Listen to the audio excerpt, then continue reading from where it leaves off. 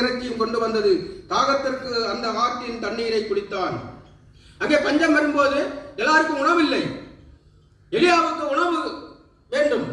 அதற்கு அவனை ஆண்டவர் போஷிக்க கேரை தாற்றண்டைக்கு போ, கீழ் திசை என்று சொன்னால் கிழக்கு திசை, கிழக்கு பக்கம் யோர்தான், யோர்தான் பக்கம் அங்கே ஒரு கேரித்து நீரூற்று, அந்த நீரூற்றில் அது ஒரு இடுக்கமான இடம், ஒரு மலைப்பகுதியில் இடுக்கமான ஒரு இடத்தில் போய் நீ தங்கியிரு.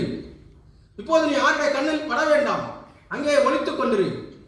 உனக்கு காகத்தை கொண்டு உனக்கு ஆகாரத்தை தந்து போஷிப்பேன் என்று என்கிறார்.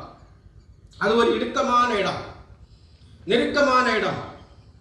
அந்த நெருக்கமான இடுக்கமான இடத்தில் இந்த எலியா அங்கே ஒளித்துக் கொள்ளுவார். அங்கே காகம் உணவு கொண்டு கொடுக்கும். காகம் என்று சொன்னால் இந்த காகம் கிடையாது, இதை விட இன்னொரு பெரிய காகம் உண்டு.